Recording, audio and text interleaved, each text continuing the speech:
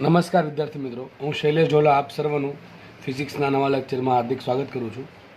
Last લેક્ચર્સમાં આપણે પ્રક્ષેપ ગતિની ચર્ચા કરેલી છે. પ્રક્ષેપ ગતિના આપણે જે ઇક્વેશન છે એ ઘણી સારી રીતે તારવેલા છે અને આઈ થિંક કે તમને બધાને સમજ પડી ગયા હશે.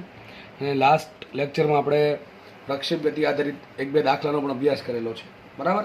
આજે આપણે તમારા ચોપડીનું ઉદાહરણ 4.8નો અભ્યાસ કરીશું. ચલો, રકમ તમને સ્ક્રીન પર દેખાતી હશે કે આવું લખ્યું છે.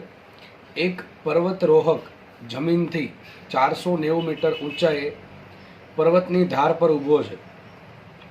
તે એક પથ્થરને સમક્ષિતિજ દિશામાં 15 મીટર પર સેકન્ડના પ્રારંભિક વેગથી ફેંકે છે. હવાના અવરોધને અવગણતા પથ્થર કેટલા સમયમાં જમીન પર પડશે તે શોધો તથા જમીન પર અથડાતી વખતે તેનો વેગ શોધો. અને જી લેવાનું કીધું છે આપણને 9.8 મીટર પર સેકન્ડ સ્ક્વેર. ચલો, આપણને જે ડેટા આપેલો છે એ આપણે આકૃતિ દોરીને સમજીએ શું કહે છે. માનો કે એક પર્વત છે, બરાબર છે. પર્વતનો તો કોઈ પણ આકાર હોઈ શકે. સિમ્પલ તમને સમજાવવા માટે મેં કોઈ પર્વત દોરી દીધો. માનો કે એક વ્યક્તિ ઊભો છે. હવે વ્યક્તિની પાસે એક પથ્થર છે અને પથ્થરને કઈ રીતે ફેંકે છે? એ પથ્થરને ફેંકે છે સમક્ષિતિજ દિશામાં. જો ખાસ વાંચો શું લખ્યું છે. પથ્થરને સમક્ષિતિજ દિશામાં ફેંકે છે 15 મીટર પર સેકન્ડના વેગથી. માનો કે પથ્થર આપણે અહીંયા કોઈ પથ્થર છે, ધારો કે એને આ રીતે ફેંકે છે, જાય છે આ દિશા, બરાબર. આ જમીન છે ને આ છે ચિરોલમ દિશા. તો પથ્થરને આ ડાયરેક્શનમાં ફેંકે છે. આપણે બધાને ખબર છે પથ્થરને ભલે આમ ફેંકે છે પણ પથ્થર કંઈક આ પ્રમાણે કંઈક પડશે, બરાબર. કંઈક આ પ્રમાણે પડશે અહીંયા. સિમ્પલ કંઈક આપણને અહીં ખબર છે. કારણ શું? પથ્થર આમ કેમ નહીં જતો? પથ્થર સીધો જ કેમ નહીં ગયો? અરે ભાઈ, એના પર ગ્રેવિટેશનલ એક્સેલરેશન લાગે, એના પર પૃથ્વીનું ગ્રેવિટી લાગે, એટલે પથ્થર આમ સીધો નહીં જાય, બરાબર. એ થોડોક આ પ્રમાણે પરવલયાકાર માર્ગે જમીન પર પડશે. ક્વેશ્ચન એવો છે, તો પથ્થર જ્યારે જમીન પર પડે ત્યાં સુધીમાં કેટલો સમય વીતી ગયો છે? એટલે કે પથ્થરને જમીન પર પહોંચવા લાગતો સમય શોધવાનો છે. અને બીજું એ પણ શોધવાનું છે કે પથ્થર જ્યારે જમીન પર અથડાય છે ત્યારે એની વેલોસિટી કેટલી છે આપણે શોધવાનું છે, બરાબર. તો દાખલો ઇઝી છે, દાખલામાં કંઈ છે નહીં. આગળ જે વસ્તુ ભણાવી છે એનો જ યુઝ કરવાનો છે. અહીંયા ડાયરેક્ટલી તમે કોઈ ઇક્વેશન યુઝ કરી શકો નહીં, પણ આપણે અહીંયા ઇક્વેશન બનાવવાના. ચલો ફટાફટ વિચારીએ. આપણે પહેલાં આપણે કઈ કઈ વસ્તુ ધારી શકીએ તો આવું ધારી શકીએ. હવે આપણને રકમ એવું ચોખ્ખું કીધું છે કે પથ્થર પર કોઈ પણ પ્રકારનું હવાનું અવરોધક બળ લાગતું છે નહીં, અથવા પથ્થર પર લાગતા હવાના અવરોધક બળને અવગણવાનું છે. તો મને એમ કહો, પથ્થર પર આ દિશામાં કોઈ બળ લાગે છે? ના. આપણે એમ કહી દઈએ કે ધારો કે આ દિશા એક્સ છે અને આ દિશા વાય છે. સિમ્પલ, બરાબર. આ ડાયરેક્શન જે સમક્ષિતિજ દિશા છે એ એક્સ છે અને શિરોલમ દિશાને આપણે વાય કહી દઈએ, બરાબર. તો હું તમને પ્રશ્ન પૂછું કે પથ્થર પર આ દિશામાં કોઈ બળ લાગે છે? ના, નથી લાગતું. કોઈ પણ પ્રકારનું બળ લાગતું નથી. એ વખત પથ્થર અહીંથી છૂટશે એટલે ઓટોમેટિકલી નીચે આવશે. નીચે શું કામ આવે છે? ગ્રેવિટેશનના કારણે. તો ગુરુત્વાકર્ષણ બળ લાગે છે પણ કઈ દિશામાં? વાય દિશામાં. એક્સ ડાયરેક્શનમાં કોઈ પણ પ્રકારનું ગ્રેવિટેશનલ ફોર્સ લાગતું છે નહીં. તો આપણે વિચારી શકીએ પથ્થર પર લાગતું એક્સ ડાયરેક્શનનું બળ કેટલું? Fx બરાબર 0 છે. વાય દિશામાં બળ લાગે છે, આ લાગે છે, કયું લાગે છે? mg, બરાબર છે. એ આપણે આવું ઘડી પછી ચર્ચા કરીએ તો લખી શકાય કે એક્સ ડાયરેક્શનમાં કોઈ પણ પ્રકારનું બળ નથી, તો એક્સ ડાયરેક્શનમાં પ્રવેગ પણ 0. તો લખી શકીએ આપણે ax બરાબર 0. આ ચર્ચા આપણે પ્રક્ષેપ ગતિમાં પણ કરેલી છે, બરાબર છે. હવે કામ કરીએ, એક કામ કરીએ આપણે છે ને, શિરોલમ દિશામાં ઉધ્વ દિશાને ધન ધારી લઈએ તો અધો દિશાને ઉધ્વ દિશા છે એને ધન ધારીએ તો અધો દિશા થશે ઋણ. અથવા તમે એનું ઉલટું ધારો તો પણ કંઈ ફરક પડે નહીં. તમે અધો દિશાને ધન ધારો અને ઉધ્વ દિશાને ઋણ ધારો તો પણ ચાલે, બરાબર છે. આઈ થિંક આપણે આગળના કેસમાં છે ને જે પ્રક્ષેપ ગતિની થિયરી ભણાવી છે એમાં મેં તમને શિરોલમ દિશામાં ઉધ્વ દિશા ધન લીધી હતી અને અધો દિશા ઋણ લીધી હતી, બરાબર. એ બધાને ખબર પડી ગઈ છે. અહીંયા આપણે ઉલટું કરીએ. જો હજી કહું છું, તમે બેમાંથી કોઈ પણ એક કરી શકો. આન્સરમાં કોઈ ફરક પડશે નહીં. આ પ્લસ માઇનસ આવશે આગળ, બરાબર છે. પ્લસ માઇનસ આવે એને તમે જે ધારણા કરી છે એ મુજબ તમારે સમજવું પડે અથવા સમજાવવું પડે. હવે આગળના કેસમાં મેં તમને એવું કીધું હતું ઉધ્વ દિશા ધન અધો દિશા ઋણ, તો આપણે એ પ્રમાણે કર્યું હતું પ્રક્ષેપ ગતિની થિયરીમાં. અહીંયા ઉલટું કરું છું. ધારી લઉં કે ભાઈ એક કામ કરું, લખી દઉં છું અહીંયા અધો દિશા ધન લઈ લઉં. અધો દિશાને કઈ લઈ લઉં છું? ધન. અને તો ઓટોમેટિકલી ઉધ્વ દિશા થઈ જશે ઋણ, બરાબર. સમજ બધાને પડતી હશે. અધો દિશા ધન લેવામાં આવશે તો ઉધ્વ દિશા થઈ જશે ઋણ. ચલો, તો fx બરાબર 0 હશે તો ax બરાબર પણ 0 હશે. હવે મને એમ કહો, વાય દિશામાં કોઈ બળ લાગે છે? આ એક લાગે છે. વાય ડાયરેક્શનમાં ટૂંકમાં આ દિશામાં હંમેશા પૃથ્વી એને ખેંચે છે, બરાબર છે. તો નીચે તરફ કયું પ્રવેગ લાગશે એના પર? નીચે તરફ પ્રવેગ લાગશે g. હવે આપણે એક કામ કરીએ. આપણને ખબર છે અધો દિશા ધન એટલે કે નીચેની જે દિશા છે એ ધન છે, તો ગુરુત્વ પ્રવેગ પણ ધન થશે. ત્યાં શું આવશે? ay બરાબર આવશે પ્લસ જી. ay બરાબર શું આવશે? પ્લસ જી આવશે ભાઈ, માઇનસ જી નહીં આવે. માઇનસ જે કયા કેસમાં આવત? તમે ઊંધું ધાર્યું હોત કે અધો દિશા ઋણ ધારો, ઉધ્વ દિશા ધન ધાર્યું હોત તો તમારો AY આવત -G. પણ અહીંયા આપણે ચોખ્ખું દેખાય છે કે અધો દિશા ધન છે, તો ટૂંકમાં નીચે અધો દિશામાં જે પણ ભૌતિક રાશિઓ આવશે, સદિશ રાશિઓ, એની દિશા ધન લેવી પડે, અને ઉપર તરફ જે આવશે એની દિશા ઋણ લેવી પડશે. તો આપણો ગુરુત્વ પ્રવેગ G થશે ધન. આટલી ખબર પડી ગઈ? તો AY બરાબર આપણને મળ્યું +G. બરાબર? આ તો આપણને ખબર જ છે, x બરાબર 0 ને AY બરાબર +G. આગળ વાત કરીએ, બાકી એની જરૂર પડશે. હવે જરૂર પડશે વેગ, પ્રારંભિક વેગની. તો જુઓ, પ્રારંભિક વેગ કઈ દિશામાં છે? V0 આ દિશામાં છે. કઈ દિશામાં છે? માત્ર x દિશામાં છે. શું પ્રારંભિક વેગનો કોઈ ઘટક y દિશામાં હશે? નહીં હોય. તમે ધ્યાનથી સમજો. હું તમને એમ કહું કે ભાઈ માનો કે કોઈ પથ્થર છે, એનો વેગ V0 આ પ્રમાણે છે, બરાબર છે? તો સીધી વાત છે ને, બે ઘટક પડશે. એક ઘટક પડશે V0x અને એક ઘટક પડે V0y. સમજો, ખાસ સમજો, બરાબર છે? પણ હું તમને એમ કહું કે પ્રારંભિક વેગ છે ને આ પ્રમાણે છે, આ રીતે, બરાબર કે નહીં? તો એને કેટલો ઘટક પડશે? એક જ ઘટક પડશે. કારણ શું? આ જે ઘટક છે એ કયો ઘટક છે? x ઘટક છે. y ઘટક કેટલો મળશે? y ઘટક મળશે 0. કારણ શું? તમામ પ્રકારનો વેગ એક જ દિશામાં છે. કઈ દિશામાં છે? x દિશામાં. આવું પણ થઈ શકે કે માનો કે વેગ આ પ્રમાણે હોઈ શકે. હું તમને અલગ અલગ કેસ સમજાવું છું, બરાબર? આ પ્રમાણે હોઈ શકે. તો મને એમ કહો, જેટલો બી વેગ છે V0 કઈ દિશામાં છે? y દિશામાં. તો એને શું કહેવાય? V0y જ કહેવાય. શું કહેવાય? V0y કહેવાય. તો x દિશામાં કેટલો ઘટક છે? x દિશામાં ઘટક 0 છે. સમજ પડે કે ન પડે? કારણ શું છે? થીટા અહીંયા બને, તો આ ઘટક આવશે cos θ અને આ ઘટક આવશે sin θ. તો અહીંયા વિચારો, થીટા કેટલો બનશે? અરે જે દિશામાં V0 છે એ દિશા, ટૂંકમાં V0 કઈ દિશામાં છે? x દિશામાં છે. થીટા કેટલો બનશે? 0 બનશે. તો આ આવશે કેટલો? V0x બરાબર આવશે V0 cos 0, અને cos 0 કેટલા હોય? 1 હોય. અને આ ઘટક કેટલો આવશે? V0 sin 90. સોરી, V0 કેટલા આવશે? મને ખબર છે, V0 sin 0 ડિગ્રી, અને sin 0 હોય 0, તો આ ઘટક 0 આવશે. બરાબર છે? આ સાઇન કોસમાં પડવું ના હોય તો સીધું જ દેખાય છે. બરાબર? કે ભાઈ જે બી વેગ છે એ બધો x ડાયરેક્શનમાં જ છે. બરાબર કે નહીં? અહીંયા જો એ જે વેગ છે ત્રાસો છે. તમે એમ ના કહી શકો બધો વેગ x ડાયરેક્શનમાં છે. થોડોક વેગ છે x ડાયરેક્શનમાં છે, થોડોક વેગ y ડાયરેક્શનમાં છે. અહીંયા તો તમામ વેગ x ડાયરેક્શનમાં છે. તો જે V0 છે એ જ V0x છે અને V0y 0 છે. અને આ કેસમાં તમામ પ્રકારનો વેગ y દિશામાં છે. તો જે V0 છે એ જ V0y છે અને V0x 0 છે. અહીંયા વિચારો, તમે વિચારી શકો કે ભાઈ આ x દિશા હોય અને આ થઈ ગયો વેગ, તો કેટલો ખૂણો બનશે? 90 ડિગ્રીનો ખૂણો બનશે. આ ઘટક કેટલો આવશે? V0x બરાબર આવશે V0 cos 90. cos 90 હોય 0 એટલે આ ઘટક 0 આવ્યું, અને આ ઘટક આવશે V0 sin 90.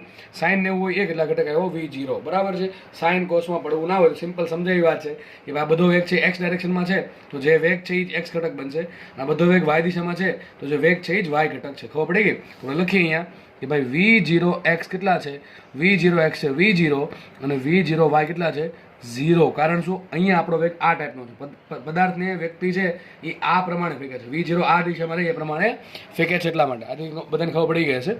બરાબર છે? ફરીથી કીધું છું, પથ્થરને આમ પ્રમાણે, ટૂંકમાં જમીનને સમાંતર, એટલે કે સમસીધી દિશામાં ફેંકવામાં આવે. જો પથ્થર આ પ્રમાણે ફેંકો ને, આ પ્રમાણે આમ ત્રાસો, બરાબર છે, તો બે ઘટક હોત. એક ઘટક હોત V0x, એક ઘટક હોત V0y. પણ અહીંયા સીધું જ દેખાય છે, પથ્થરને સીધો જ ફેંકો છે. બરાબર છે? તો જે V0 છે એ જ V0x બનશે, x ઘટક બનશે, અને V0y આવશે 0. આટલી ખબર પડે કે હવે આપણે જસ્ટ ઇક્વેશન મૂકવાના છે. બરાબર? પહેલા આપણે શોધવાનો છે સમય. ચલો, તમને સમય હવે તમને શું આપ્યું રકમમાં? તમને V0 બરાબર 15 આપેલું છે. V0 બરાબર 15 મીટર પર સેકન્ડ. તો આપણે ખબર પડી ગઈ જેટલો V0x છે, V0x એ કેટલો છે? V0 છે કેટલો હશે? 15 મીટર પ્રતિ સેકન્ડ. તો આપણે એક તો V0x નું સમીકરણ મૂકી શકીએ, એક મૂકી શકીએ V0y નું. એના પરથી મને સમય મળી જશે. બરાબર? ફટાફટ આપણે આગળ વધીએ. હવે જુઓ તમે, આપણે વેગનું સમીકરણ મૂકીએ. ચલો, વેગ સમીકરણ શું આવે? V બરાબર V0 પ્લસ AT. આવું આપણને ખબર છે સમીકરણ આ રીતનું આવશે. બરાબર છે? અને બે ઘટક પડશે. જુઓ, બે ઘટક કયા પડશે?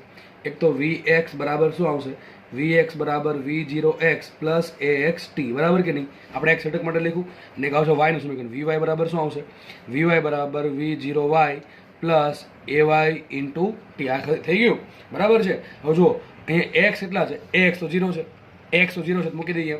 માટે Vx બરાબર કેટલા આવશે? Vx બરાબર V0x પ્લસ 0 ઇન્ટુ T. માટે સાબિત થયું કે Vx બરાબર શું છે? V0x. ને V0x કેટલા છે?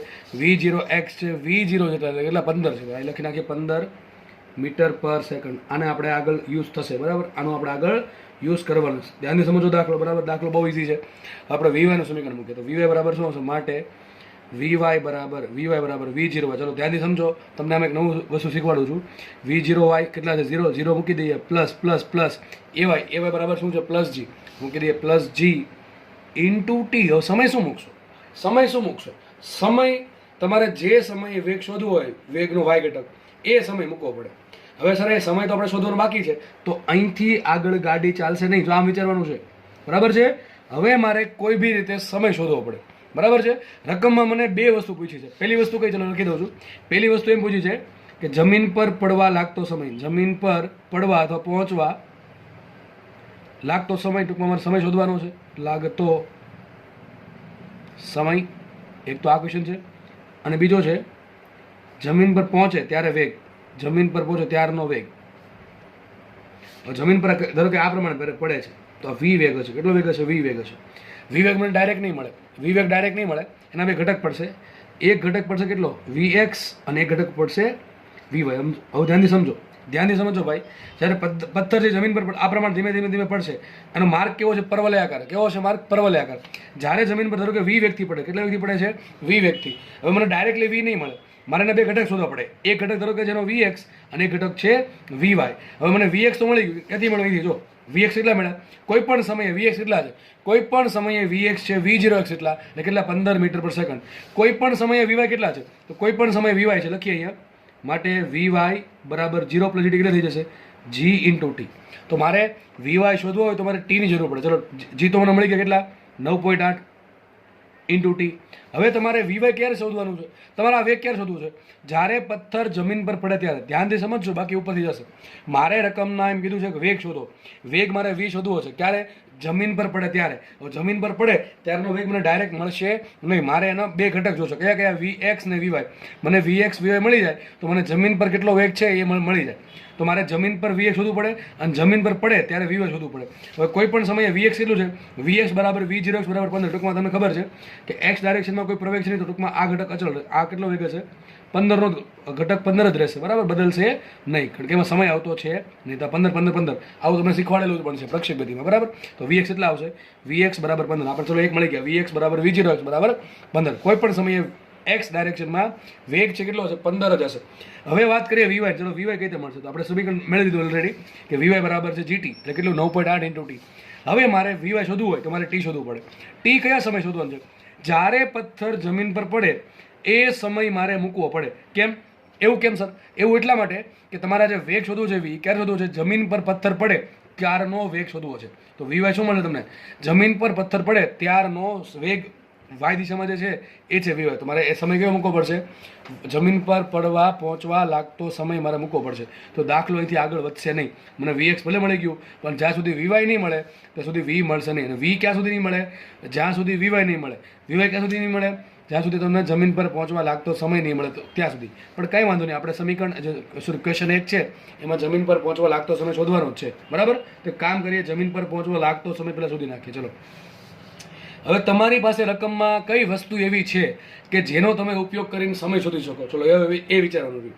મેં તમને હમણાં કીધું કે નવું શીખવા મળશે. એ વસ્તુ એ છે કે તમે કદાચ આ પ્રમાણે સ્ટાર્ટ કરો તો કોઈ જગ્યાએ આવીને અટકી પડો ત્યારે વિચારવાનું અટકી પડો ત્યારે વિચારવાનું દાખલામાં આવી બીજી કઈ વસ્તુ આપી છે કે જેના પરથી હું દાખલો ગણી શકું. તમને એક વસ્તુ આપી છે, આજે પર્વત છે ને ઊંચાઈ આપી. કેટલી આપી પર્વતની ઊંચાઈ?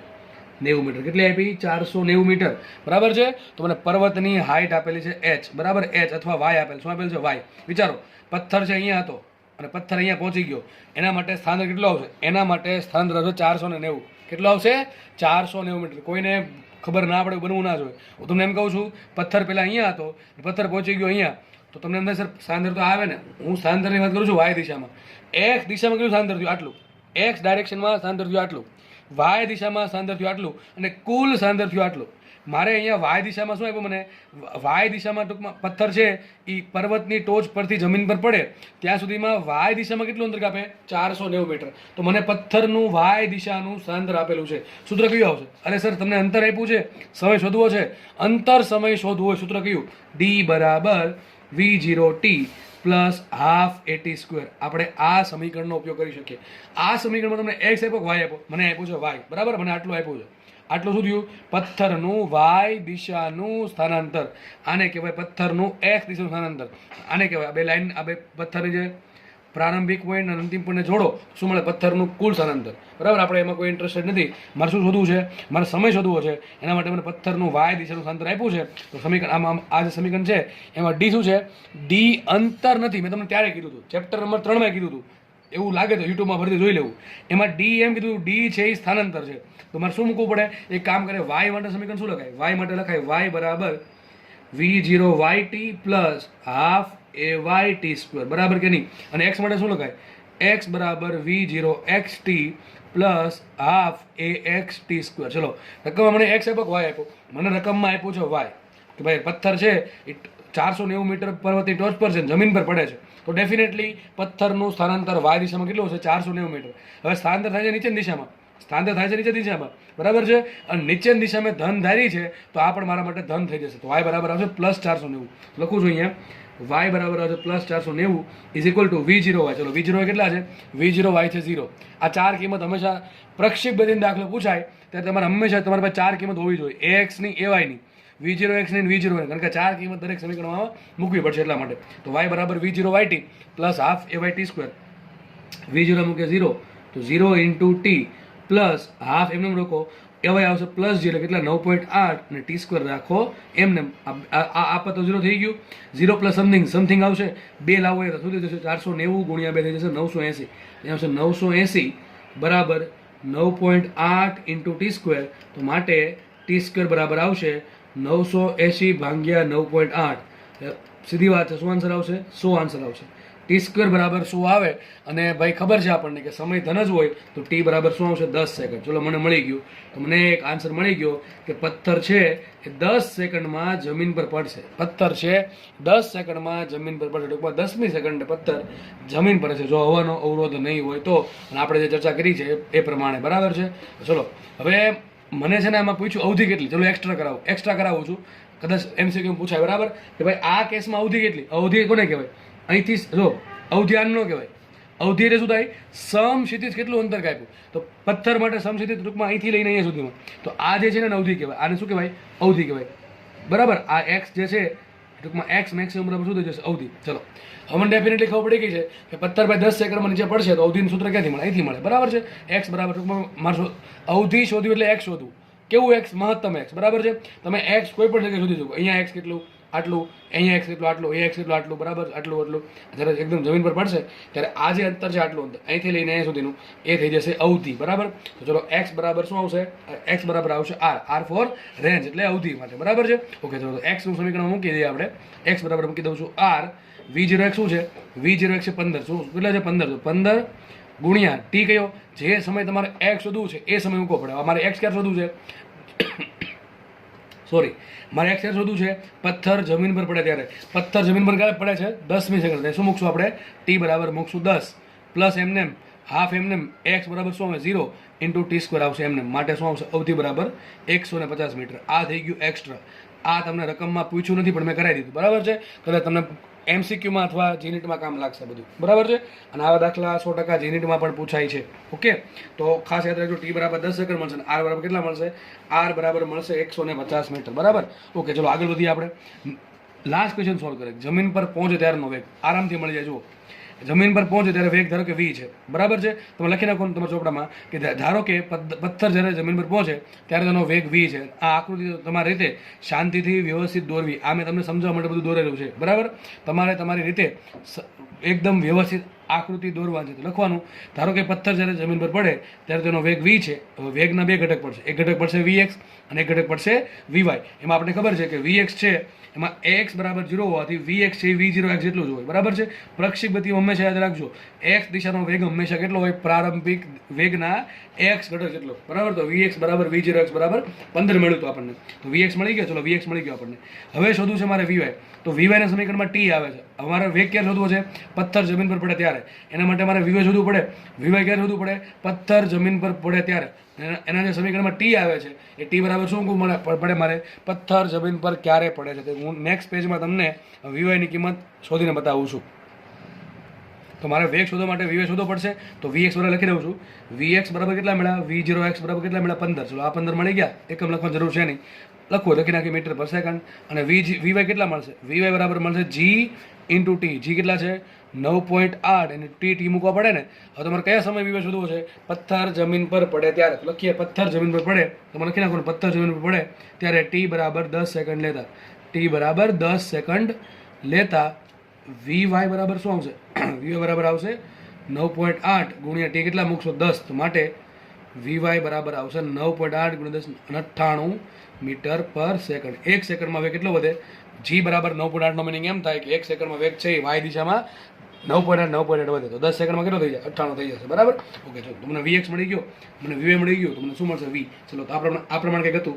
બરાબર છે કે ભાઈ અહીંયા કંઈક વી હતું, અહીંયા વીએક્સ હતું અને અહીંયા બન્યું હતું વીવાય. તો વી બરાબર શું મળશે? બરાબર, વેગના બે ઘટક છે, એક વીએક્સ ને વીવાય. બરાબર છે. સદિશ વી બરાબર શું લખાય? વીએક્સ આઈ કેરેટ માઇનસ વીવાય જે કેરેટ. બરાબર. તો વેગનું મૂલ્ય માંગ્યું છે. વી બરાબર વી સ્ક્વેર બરાબર શું આવશે? વી સ્ક્વેર બરાબર આવશે ઘટક પરથી કેટલે મળશે? VX square plus VY square. ઘણા કિસ્સા ક્યાંથી હવે ભાઈ આમ જ આવ્યું. ઘટક વર્ગ કેટલે મળે? વી બરાબર એક્સ ઘટકનો વર્ગ પ્લસ વાય ઘટકનો વર્ગ. મેં બે બાજુ ડાયરેક્ટલી સ્ક્વેર કરી દીધા એટલે તમને આવું દેખાય છે. તો લખીએ આપણે વી અથવા આપ વાપરી શકો. તો વી સ્ક્વેર બરાબર શું આવશે? વી એક્સ કેટલો છે? 15. તો 15 નો વર્ગ કરો, કેલ્સી મારો, પ્લસ વીવાય છે 98 નો વર્ગ કરો, આનું કેલ્સી મારો. બરાબર. કેલ્સી મારશો એટલે પછી કેલ્સી મારો અને પછી શું કરો? બંને વેગનો વર્ગનો સરળો કરો. જે આન્સર આવશે એ શું આવશે? વી સ્ક્વેર આવશે. એનું વર્ગમૂળ કાઢો તો તમને શું મળશે? વી મળશે. તો 15 નો વર્ગ કેટલો આવશે? લખીએ વી સ્ક્વેર બરાબર 15 નો વર્ગ આવશે 225 પ્લસ 98 નો વર્ગ આવશે 9604. બંનેનો સરવાળો તો 98 25 29, 98 25 અને 98 29. તો વી સ્ક્વેર બરાબર આવશે 98 29 અને આનું તમે વર્ગમૂળ કાઢો તો તમને શું મળશે? વર્ગમૂળ કાઢવાથી મળશે વી. અને તમારે વર્ગ કેલ્શિયમ કંઈક મળશે વી બરાબર 99.14 આસપાસ મીટર પર સેકન્ડમાં. તો પથ્થર જે જમીન પર પડે ત્યારે આટલો વેગ હોય. તો દાખલો ઇઝી છે. બરાબર છે. ઘણી બધી વસ્તુ આવી છે, જેમ પ્રક્ષેપ બધી ભણાવી છે એ પ્રમાણે દાખલો અહીંયા ગણવો પડે. બરાબર છે. ગોખો તો નહીં જ આવડે, ગોખેલું યાદ નહીં રહીને આવડશે પણ નહીં. નેક્સ્ટ દાખલો જો. દાખલો ઘણો સારો છે. બરાબર છે. આવા દાખલા તમારે જીનીટમાં પણ પૂછાય છે. ઓકે. આખા દાખલામાં પ્રક્ષેપ બધી આખી આવી ગઈ. આપણે એક્સ શોધું, એવાય શોધું, વી0 શોધું, વી0 વાય શોધું, પછી વેગના બે ઘટક શોધા, પછી વાય શોધું, એક્સ શોધું, એના પરથી વી શોધો. એટલે લગભગ અડધી પોણી પ્રક્ષેપ ગતિ આમાં રિવિઝન થઈ ગઈ. બરાબર છે. પ્રક્ષેપ ગતિના લેક્ચર વિશે જોયા હશે તો અહીંયા કોઈ પણ પ્રકારની તકલીફ પડી હશે નહીં. પણ એ જો ગોખવાનો પ્રયત્ન કર્યો હશે તો ડેફિનેટલી આ નહીં જ આવડે. બરાબર છે. હજી કહું છું ગોખતા નહીં, સમજો. ડાઉટ હોય તો પૂછો. બરાબર. આપણે આગળ વધીએ. નેક્સ્ટ દાખલો જોઈએ આપણે. નેક્સ્ટ દાખલો તમારા એક્ઝામ્પલ 4.15. બરાબર. ચોપડીનો 15મો સ્વાધ્યાયનો દાખલો. વાંચે રકમ. એક લાંબા હોલની છત 25 મીટર ઊંચી છે. 40 મીટર પર સેકન્ડની ઝડપથી ફેંકેલ દડો છતને અથડાયા વગર પસાર થઈ શકે તો તે મહત્તમ કેટલું સમક્ષિતિજ અંતર કાપી શકે? આજે લખ્યું છે મહત્તમ સમક્ષિતિજ અંતર, એને કહેવાય અવધિ. ટૂંકમાં ઇન ધ સેન્સ આપણને એવું કહેવા માંગે છે કે દાખલામાં તમે અવધિ શોધો. હવે દાખલામાં મને બે વસ્તુ આપી છે. એક તો માનો આ એક ફ્લોર છે. બરાબર છે. જે હોલ છે એનું ફ્લોર અહીંયા, તળિયો અહીંયા છે, અને માનો કે મેં ઉપર છત દોરી છે. તમારે દડાને એ પ્રમાણે ફેંકવાનો કે જેથી એ છતને અટકે નહીં. બરાબર છે. અને બીજી વાત, એની ઝડપ છે કેટલી હોવી જોઈએ? 40 મીટર પર સેકન્ડ. દડાને 40 મીટર પર સેકન્ડના વેગથી ફેંકવાનો છે. એવી રીતે ફેંકવાનો છે કે 25 મીટર ઊંચી છતને અડકે નહીં અને મહત્તમ દૂર જાય. બરાબર. મહત્તમ દૂર જાય. આ કન્ડિશન છે. ધારો કે આપણે પેલો જે દડો છે એને થીટા 0 ખૂણે ફેંકીએ. કેટલા ખૂણે ફેંકીએ છીએ? થીટા 0 ખૂણે ફેંકીએ છીએ. કેટલા વેગથી? તો વી0 મને આપ્યા. વી0 કેટલા આપ્યા? 40. કેટલા આપ્યા? 40. ચલો મને વી0 આપ્યા છે, થીટા 0 આપ્યા છે નહીં. કયા ખૂણે ફેંકવાનું છે આપણે ડિસાઇડ કરવાનું છે. રકમમાં ભાઈ ખાસ સમજો. રકમમાં શું કહેવા માંગે છે? બે વસ્તુ કીધી છે. તમારે દડાને 40 મીટર પર સેકન્ડથી ફેંકવાનો છે, અને બીજી વસ્તુ એ પ્રમાણે ફેંકવાનો કે છતને અડકે નહીં અને દૂર જાય. બરાબર છે. દૂર જાય. બરાબર છે. શું લખ્યું? શબ્દ મહત્તમ સમક્ષિતિજ અંતર. ટૂંકમાં વધુમાં વધુ દૂર જવો જોઈએ, અડક્યા વગર. બરાબર. તો એક કામ કરીએ. જો આપણે આ વિચારી શકીએ કે એક કામ કરીએ. માનો કે દડો છે, બરાબર છે, એ લગભગ છતને અડકી જાય. લગભગ છતને અડકી જાય તો એની મહત્તમ ઊંચાઈ કેટલી આવશે? છતની હાઈટ જેટલી. છતની હાઈટ કેટલી છે? 25 મીટર. તો h બરાબર કેટલા મળશે? h બરાબર મળશે 25 મીટર. હું શું શોધું છું કે ભાઈ દડો માનો કે લગભગ એટલે કે માનો કે જસ્ટ ટચ કરીને નીકળી જાય, છતને જસ્ટ ટચ કરી, ટૂંકમાં એકદમ નજીકથી છતની એકદમ નજીકથી નીકળી જાય તો લગભગ આપણે ગણી શકશું કે જે દડો જે છે એની જે પ્રક્ષેપ ગતિ છે એમાં એની મહત્તમ ઊંચાઈ કેટલી હશે? 25 મીટર. કેટલી હશે? 25 મીટર. બરાબર. તો મને દાખલામાં એમ કીધું છે, લગભગ આવું કીધું છે કે દડાનો જે પ્રક્ષેપ ગતિ થાય છે એમાં દડાની મહત્તમ ઊંચાઈ 25 મીટર છે. તો દડા માટે અવધિ કેટલી હોય? ચલો શોધીએ આપણે. તો ફટાફટ આગળ વધીએ. દડા માટે મને મહત્તમ ઊંચાઈ આપી. ચલો મહત્તમ ઊંચાઈ સૂત્ર શું આવશે? તો લખીએ. દડા માટે લખું, તમે લખી નાખવાનું કે દડો જો લગભગ જે છત છે એને લગભગ સ્પર્શ્યા વિના પાસ થાય અને પ્રક્ષેપગતિ કરે તો લગભગ દડા માટે જે પ્રક્ષેપગતિ થાય છે એની મહત્તમ ઊંચાઈ આવશે 25 મીટર. લખીએ દડા માટે મહત્તમ ઊંચાઈ h બરાબર આપી આપણને 25 મીટર. હવે એક કામ કરીએ, અવધિ શોધવાની છે ને, શોધવાની છે અવધિ. અવધિનું સૂત્ર શું આવે? r બરાબર v0 square sign 2θ upon g. મને v0 તો આપી દીધા. ચલો કેટલા આપ્યા? v0 40 આપ્યા છે. v0 મને આપ્યા 40. જી આવી દીધા. ઘટે શું? θ0. શું ઘટે? θ0. બરાબર છે. આ θ લખો, θ0 લખો, ચાલશે. બરાબર છે. v0 square sign 2θ0 by g. હવે મારે જ્યાં સુધી θ0 ના મળે ત્યાં સુધી મને અવધિ મળે નહીં, પણ મને h આપ્યું છે. h ના સૂત્રમાં પણ θ0 આવે છે, તો h નું સૂત્ર મૂકીશ, એમાંથી હું θ0 શોધીશ અને અહીંયા મૂકી દઈશ તો મને અવધિ મળી જશે. તો આ પ્રમાણે તમારે વિચારવાનું છે. તો વિચારો. બરાબર. તો ચલો આપણે સૂત્ર મૂકીએ. h નું સૂત્ર શું આવે? v0 સ્ક્વેર સાઇન સ્ક્વેર θ0 છેદમાં 2g. શું આવશે? v0 સ્ક્વેર સાઇન સ્ક્વેર θ0 છેદમાં 2g બરાબર શું આપ્યા? 25 આપ્યા. આગળ વધીએ, કિંમત મૂકીએ અને કરતા બનાવીએ સાઇન સ્ક્વેર θ0. તો લખાશે સાઇન સ્ક્વેર θ0 બરાબર 25 ગુણ્યા 2 ગુણ્યા g. કેટલા મૂકો? 9.8 ભાગ્યા શું કરો? v0 square. v0 સ્ક્વેર કેટલા છે? v0 સ્ક્વેર છે 40 નો વર્ગ. બરાબર કે નહીં? સમજ પડે કે નહીં? જો સાઇન હવે આખું પદ અહીંયા ગુણાશે તો 25 ગુણ્યા 2 ગુણ્યા 9.8 અને v0 કેટલા આપ્યા? લખી દઉં છું. v0 બરાબર 40 આપ્યા છે. v0 બરાબર આપણે આપ્યા 40 મીટર પર સેકન્ડ. આટલી કિંમત મૂકો તો તમને શું મળશે? કેલ્સી મારવાનું વ્યવસ્થિત રીતે એટલે તમને મળશે સાઇન સ્ક્વેર θ0. બરાબર કે નહીં? શું મળશે? Sine square θ0. વિચારો, ઉપર 25 દુ 50 અને 50 ગુણ્યા 9.8 કંઈક સમથિંગ 490 જેવું આવે. 490 નીચે શું છે? 1600. એટલે ઓબ્વિયસલી આન્સર કેવો આવે છે? પોઈન્ટમાં જ આવશે. તો સાઇન સ્ક્વેર θ0 નો કંઈક આન્સર જે આવે એના પછી તમે વર્ગમૂળ કાઢશો. બરાબર. અહીં સાઇન સ્ક્વેર છે. બરાબર છે. આપણે સાઇન θ0 શોધીએ તો સાઇન θ0 બરાબર શું આવશે? કે તમે કેલ્સી મારશો અને વર્ગમૂળ કાઢશો તો તમને કંઈક આન્સર આ પ્રમાણે કંઈક મળશે. લગભગ 0.5534. લગભગ કંઈક આવું મળશે. બરાબર. કેટલો મળશે? 0.5534. હવે આપણે અહીંયા સાઇન 2θ0 મૂકવાનું છે. સાઇન θ0 મૂકવાનું છે નહીં તો આપણે શું કરવું પડશે? આનું θ0 શોધવું પડે. તો તમારી પાસે લોગ ટેબલ જે છે એમાં સાઇનનું કોષ્ટક શોધો. સાઇનનું કોષ્ટક બરાબર છે સામે રાખો અને એમાં તમે જુઓ કે 0.5534 માટે સાઇનની કઈ કિંમત, ટૂંકમાં θ0ની કઈ કિંમત માટે સાઇનની કિંમત 0.5534 મળે છે. તો ડાયરેક્ટ તમને નહીં જોવા મળે. કદાચ મળી જાય તો ઠીક છે. લગભગ તમને કિંમત મળશે 33.6 ડિગ્રી. કેટલી મળશે? 33.6 ડિગ્રી. અને કોષ્ટકમાં જોતા હવે ધીમે ધીમે આવડી જવું જોઈએ. કેટલી મળશે? θ0 33.6 ડિગ્રી. આ મળી ગયા. એની જસ્ટ આ ખાલી મૂકવા માટે મૂકી દઈએ. r બરાબર v0 સ્ક્વેર. ચલો v0 કેટલા? 40 નો વર્ગ. એમ રાખીએ. સાઇન એમ રાખો, 2 એમ રાખો. θ0 કેટલા? 33.6 ડિગ્રી. 33.6 ડિગ્રી છેદમાં આવશે g. g કેટલા મૂકો? 9.8. ગણતરી કરીએ. Implies r is equal to 40 નો વર્ગ કેટલો આવશે? 40 નો વર્ગ આવશે 1600. કેટલા આવશે? 1600. 40 નો વર્ગ કરો 1600 ગુણ્યા 33 દુ 66 અને 0.6 ગુણ્યા 2 1.2 ને આવશે સાઇન. બે અંદર ગુણો. બરાબર છે. બે અંદર ગુણ નાખો તો ખૂણો થઈ જશે સાઇન 67.2 ડિગ્રી. કેટલા થઈ જશે? 67.2 ડિગ્રી. છેદમાં મૂકો 9.8. તમારી પાસે ટેબલ છે એમાં 67 ડિગ્રી શોધો, પછી 0.2 ડિગ્રી શોધો. એના માટે સાઇનને 67.2 ડિગ્રીની કિંમત તમને લગભગ મળશે 0.922. બરાબર. તો લખીએ માટે 1600 ગુણ્યા 0.922 સમથિંગ જે આવતું હોય છેદમાં મૂકો 9.8. તો તમારો આન્સર આવશે r બરાબર લગભગ 150.53 મીટર. આ તમારો થઈ ગયો જવાબ. તો લગભગ જો દડા છે આમાં એમ પણ પૂછી શકે કે દડાને કયા ખૂણે ફેંકવો જોઈએ તો શું આન્સર આવશે? 33.6 ડિગ્રીના ખૂણે ફેંકવો પડે. કેટલા ખૂણે ફેંકવો પડે? 33.6 ડિગ્રીના ખૂણે. અને વધુ કેટલો દૂર જઈ શકશે? 150.53 ડિગ્રી 150.53 મીટર દૂર જઈ શકશે. આનાથી વધારે દૂર જઈ શકશે નહીં. બરાબર. ખબર પડી કે નહીં? ટૂંકમાં આમાં લિમિટ બાંધી દીધી. ઉપર છત છે તો કન્ડિશન એમ છે કે દડો છતને અડકવો ના જોઈએ. બસ. બરાબર છે. અને વધુ દૂર જવો જોઈએ. ઓકે.